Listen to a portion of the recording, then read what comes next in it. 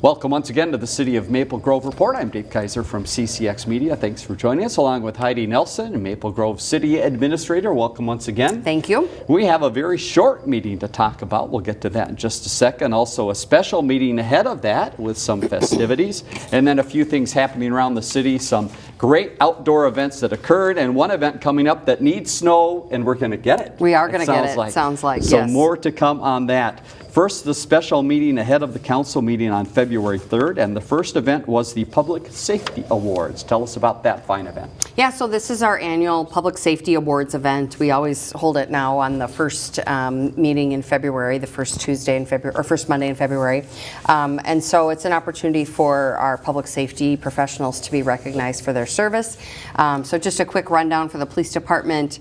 The Department Award of Merit for Community Outreach for Sergeant Pete Keller. This was a really neat example of Pete Keller translated our DARE materials into the Russian language, and then has been working with students in the schools that come from Russian heritage or speak Russian as their first language to help with that DARE education process. And so that's been a great contribution to that program and to that those kids at those schools. And then Department Award of Merit, Exceptional Volunteerism, Reserve Officer Jim Howe. Just amazing number of hours that Jim puts in, and it was noted that he's always seen with a smile, and so just great recognition for Jim.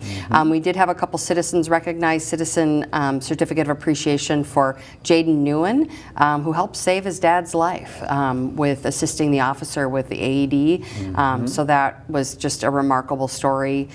Citizen Jennifer Brenning, she was recognized for her response in an incident, and then Fire Department Medal of Valor. This was for the fatal fire that we had and the response there. That happened back in September of 2024. Firefighter Cummers, Rose, and Thibodeau. So they were recognized for their service. And then ongoing service recognition, the Mike Piter Award was provided to Buzz Weber for his dedicated service to the fire department.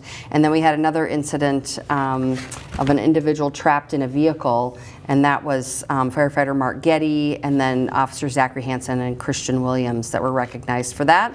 And then a number of fire department staff receiving the Commendation Award for going, kind of above and beyond their role and their service. So just a great recognition service. Lots of information out there available on the website in the packet for that meeting, so you can go take a look at that. And then we also swore in Sergeant Samantha Valerius. So this is our newest sergeant on the department. Kind of a neat story here. Samantha started as a police officer in 2014. She was the first officer that Chief Werner swore in his service here, and now has the opportunity to have her advance to sergeant 10 years later. Very so nice. Congratulations to Samantha, and just a great addition to our leadership team and the police department. Fantastic. So those were the two events at the special meeting, and then moving to the council meeting on the 3rd, which started at 7:30, only 37 minutes in length, nothing pulled from consent.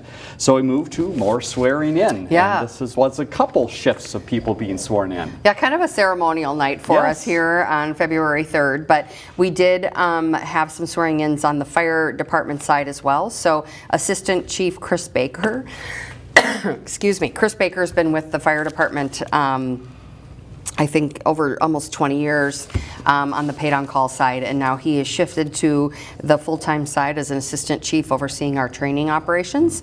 And then a new title for the fire department is battalion chief, and so these are paid on call chiefs on the paid on call side.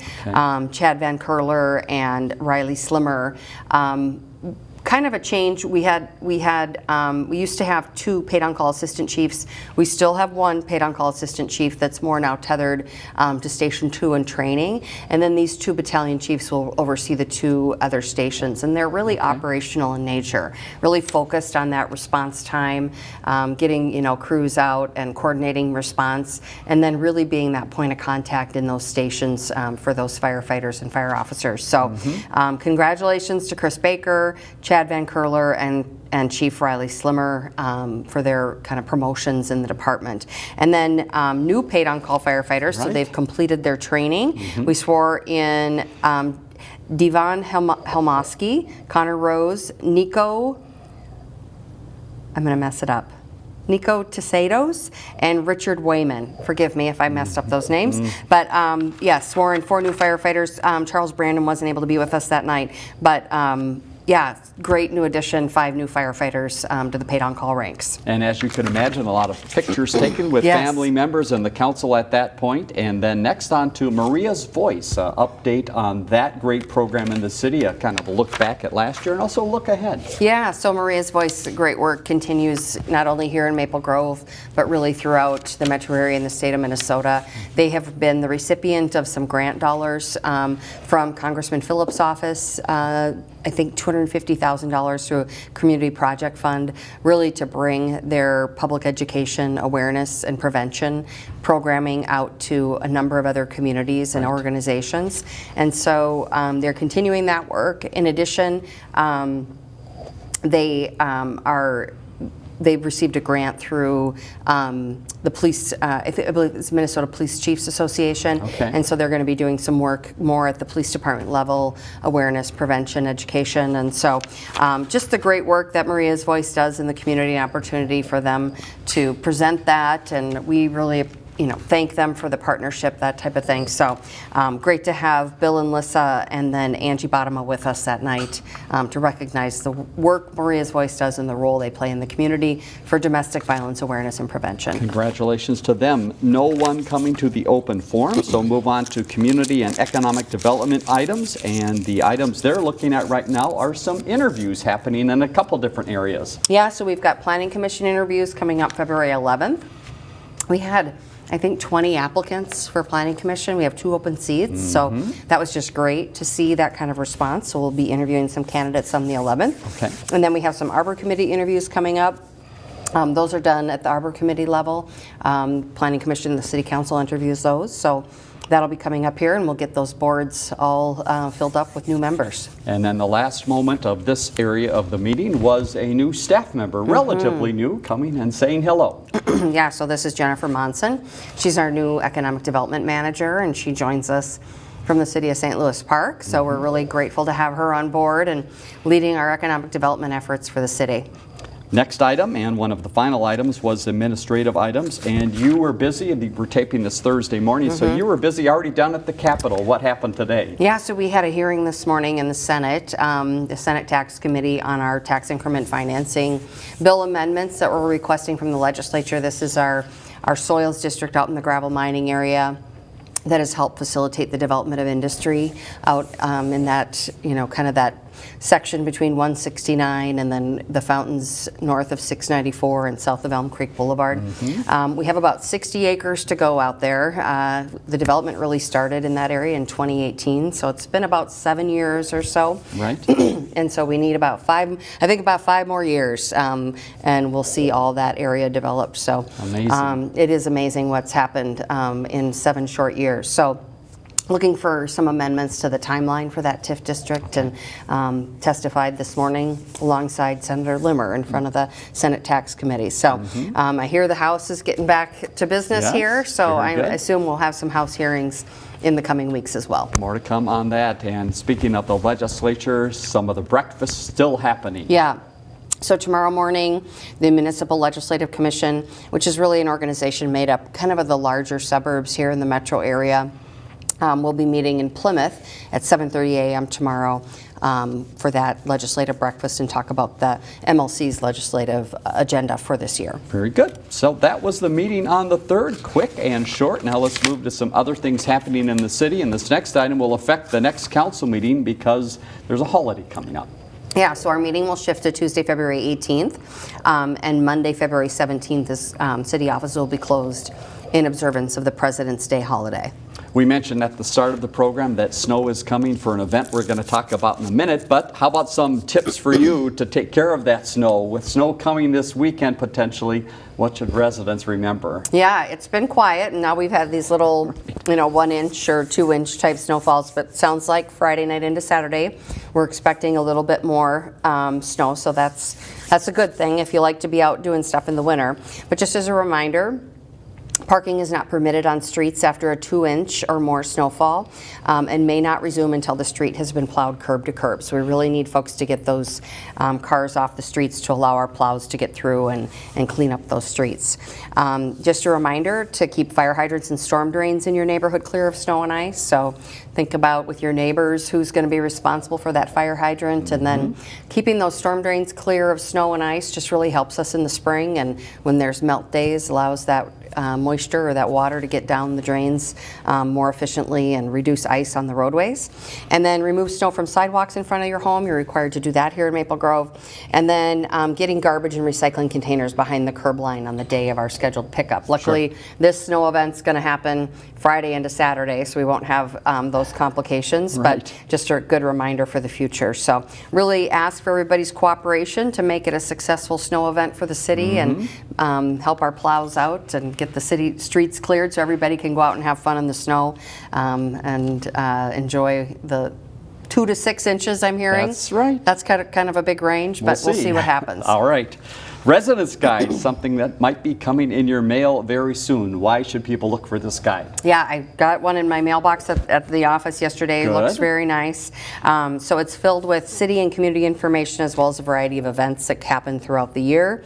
And then we do use all of the city's photo contest entries throughout the magazine, so you'll see that there. Print copies are also available at the Government Center and the Community Center, and then we also have it on our website, so if you want to page through it there, you can do that as well. If you're looking for work, here's a good note for you. The city is looking to hire some people. In what areas, and how can people find out more? Yeah, so we have a number of full-time, casual, part-time, temporary, seasonal positions available. Just encourage people to go on to maplegrovemn.gov and check it out. We've been out recruiting for a number of positions and have had very successful recruitments. We've been very pleased with the number of applicants that we've been receiving. So that's always great to see when you're out recruiting. We've been doing a lot of work in the past few years to try to ensure Maple Grove is an employer of choice, and so I think we're seeing some fruits of that labor here as we are out recruiting for some key positions. So head to that website to find out more about those positions. Transit and mobility, we've been talking a lot about that in recent shows, and the committee is being formed, and you need some residents to help out. Yeah, so this is the transition of the city's former Transit Commission, and it's evolving into the Transit and Mobility Committee. So we're looking for 5 Maple Grove residents interested in improving transit and mobility in our city. They'll provide ideas and feedback on walking, biking, rolling, as well as transit initiatives. So kind of a renewed focus here as we go forward, and maybe a little bit more focus on the local transit as well as just how people get around town in these other modes. We have some new dollars available to us from the state to help with active transportation that will be focused, some of that in this work. So applications are available through, or will be received through Thursday, February 27th at the end of the day. The term of service is 2 years, and that you can fill out an application online on the city's website. Very good. Hope you can get involved in that. Black History Month is February, and a lot going on in the city, and some of it centers around movies. Tell us more. Yes, we have our Black History Month Film Festival is underway. Everybody's invited to enjoy a movie every Tuesday at the Senior Center, which is inside the Community Center.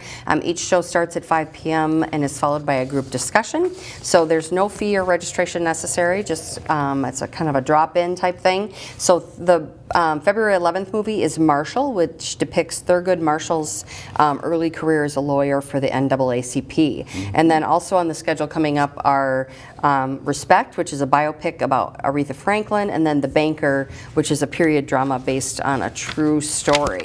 So those are the ones that are coming up in the weeks following February 11th. All right, hope you can get out and get involved. All right, now to some of those successes from this past weekend when it was very chilly outside. And what better weekend to have a polar plunge on than a cold weekend, but it was a big success. It was very fun. I got out there for a little bit, but we had over 833 plungers out at Fish Lake Park and raised over $250,000 for Special Olympics Minnesota.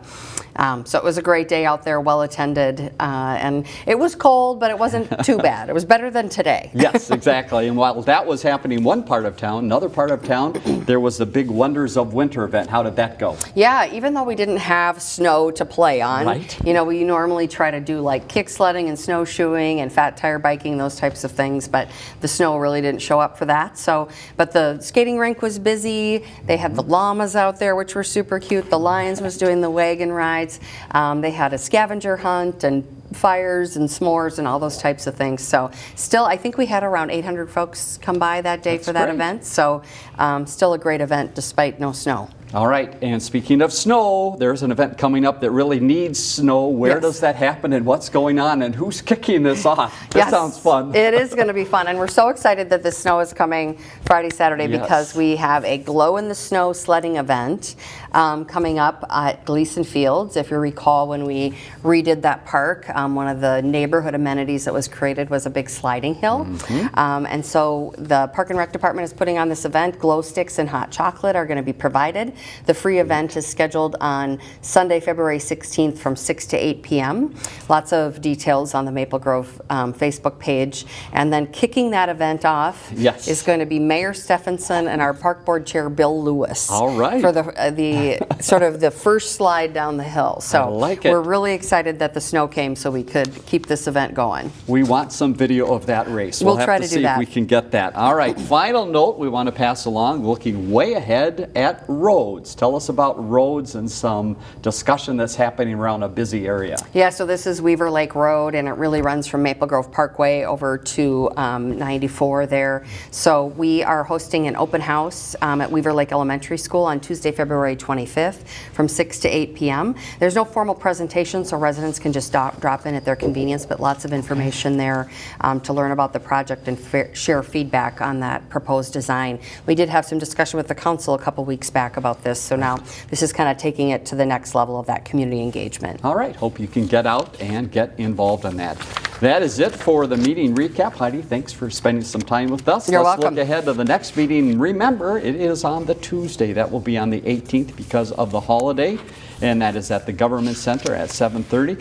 And again, maplegrovemn.gov, the place to go for all the city information. For Heidi Nelson, I'm Dave Kaiser. Thanks for joining us on the City of Maple Grove Report.